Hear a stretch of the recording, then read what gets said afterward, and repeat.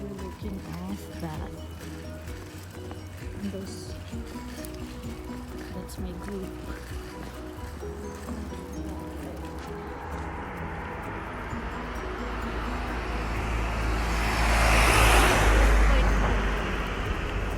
Dalawa kayo. Hi.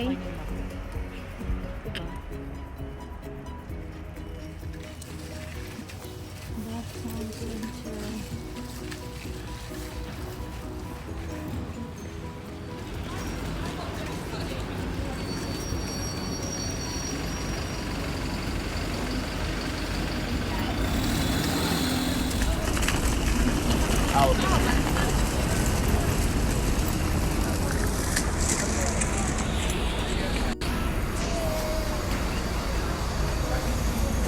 Babe.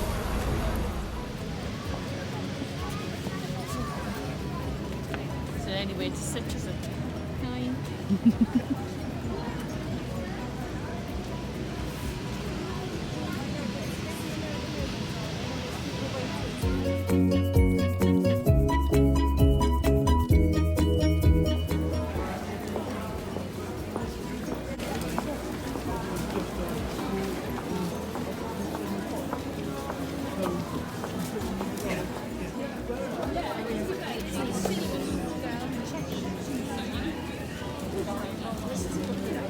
Ito na ba yung market? Babe, di ka mo.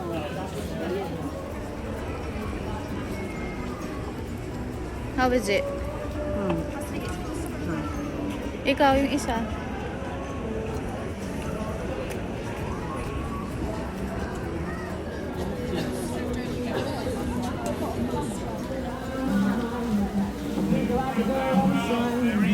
Christmas market. Why you want free taste of the food? Got kicks in the stash, stacking up the cash. Fast when it comes to the gas. By no means that fast. She's on when she's got to have it. Baby, you're a perfect 10. I wanna get in. Can I get down so I can win? Now I don't want no scrub. A scrub is a guy that can get no love from me. Got him in the passenger side. Dig a deep, go to bag it up now. Like the way you see it, I don't care, man. A rock band's left to know I wanna. I'm just a heel like my care in my jaws. Day out before, sitting on the night that my soul. I haven't been a bit. Asan si Kuya? I know So may mga hotdog sa pinili. how to say Punta tayo sa mga ano. how I feel. Would you lie with me?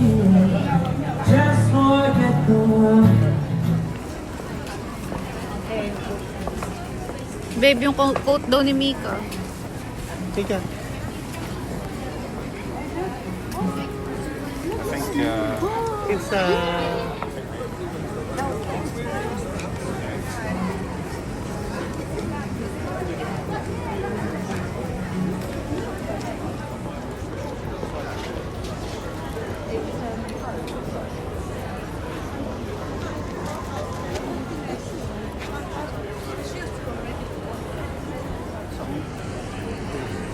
Mulled wine.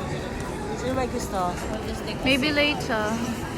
Mulled wine and mild. Mild. It's just few in the line. Currently drinking mulled wine. Parang pinapay lang. Hot wine, basically. And that's the cathedral. It's nice. It's sweet. And this is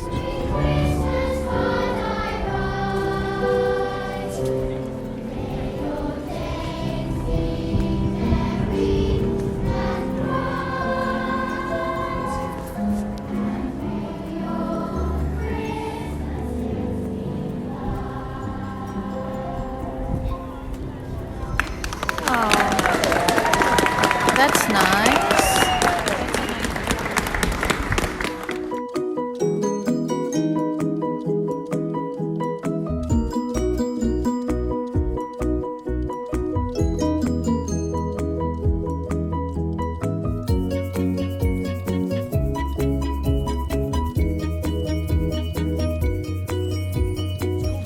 ventilation. It's supposed to give the impressions of wormholes in wood. Oh, this one. That one. Wormhole. Can you imagine being a stonemason's apprentice in the 1760s?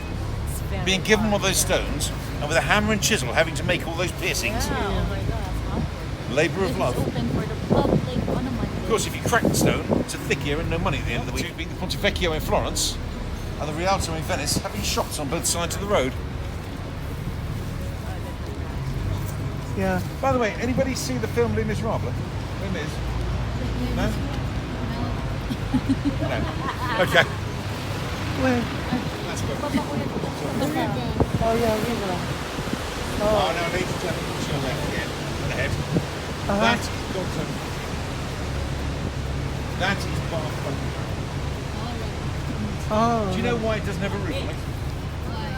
So God can watch the match. You see, ladies and gentlemen, there were many men who built Bath. There was only one man who made Bath. And he was our master of ceremonies, our toastmaster, Richard Bow Nash. And as we go round, I'll tell you just a snippet of his story. Because quite honestly, that man was so charismatic, I could probably do 3 of these tours talking about him and never repeat myself once. Corrugated iron and everything else like that. Bath. Now, John Wood, the principal designer of Bath, came back here in 1727.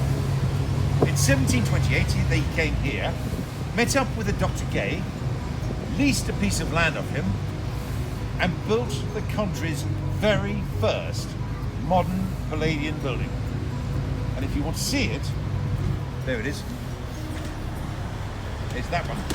This one? That's it. It's locally known as John Wood's Palace. Oh. It's not a palace, it's 7 individual lodging houses. But as you look at it, does it remind you of another palace in this country? Buckingham? Which one? Buckingham? Yes. Yeah, Buckingham. That Right? was built 100 years before Buckingham Palace. Oh, I see. That is the blueprint for half the major houses in Yeah. this country.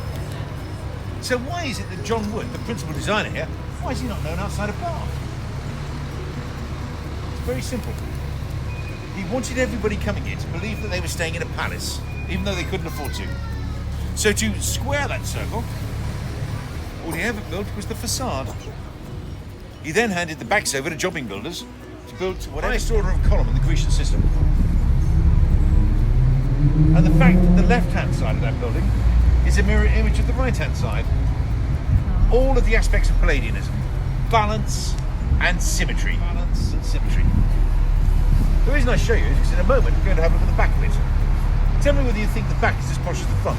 But before we do, look to your right. There is the Jane Austen Centre. Hello, sir. Now look to your left. Look at the back of the buildings. Do they look posh? That's why here in Bath we say they're Queen Anne fronts, but they're Sally Anne backs. Yeah. Now these roads back in Georgian times would have been little more than mud, clay and horse exhaust. On wet days they would return to quagmires. On the worst roads, protect the Georgians and keep their clothes clean. Side pieces. There's one. The next floor up, you've got the Ionic order with the scroll capitals. And on the top floor you've got the Corinthian order, the highest order, with the acanthus leaves. And can you see what's all around the rim? Roof line. Acorns. One of the 2 emblems of Bath. Sadly, John Wood the Elder never saw this. 3 months after laying down the foundation stones, he died. It was finished by his son, John Wood the Younger, who built this street, named it after his wife's family, the Brocks. Very slowly, your face would have melted and dribbled down and dropped off your nose and chin. Honestly, I think you sound gorgeous.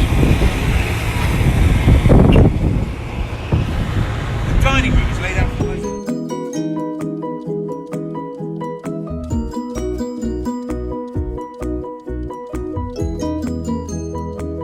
6 courses. Well, you see, now this is where you've all got it wrong. And slide it into somebody's prayer book without mercy. By the way, back then, those cards were known as pickup cards. Very practical, these Georgians.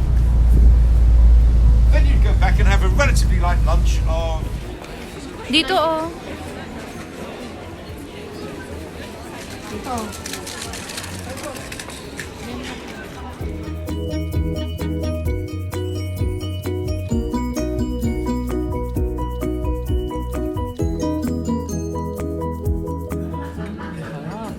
Masarap.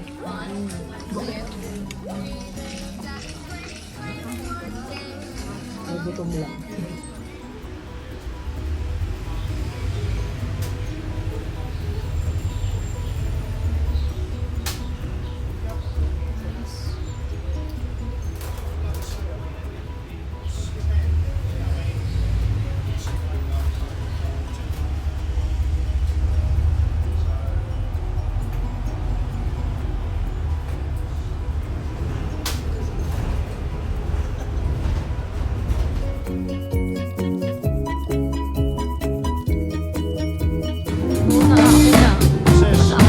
We'll just move like that.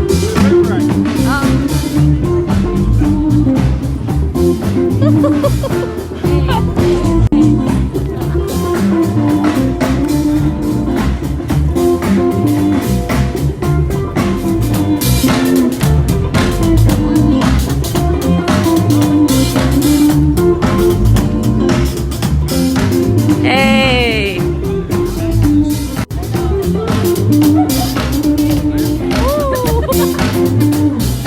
Pare, pare.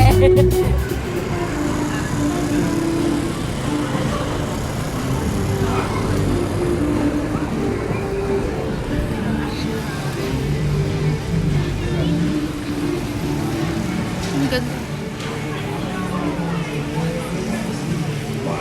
This is the cathedral.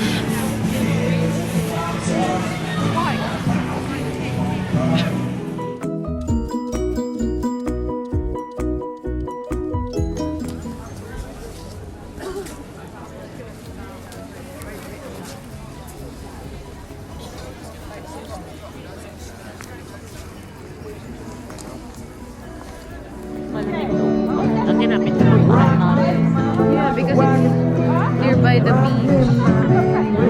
Nung ko na lang gagamitin yung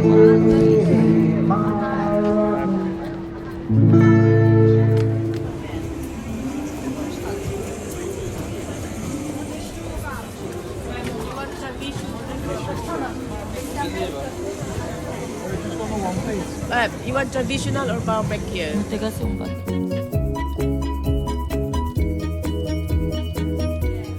So Mr. Serrano's quite particular taste, isn't it? Good choice for me. The older people generally go for brandies as more traditional. Yes. I'm a rum fan myself. You know, No, I am. Amber, you want mulled wine? You want mulled wine?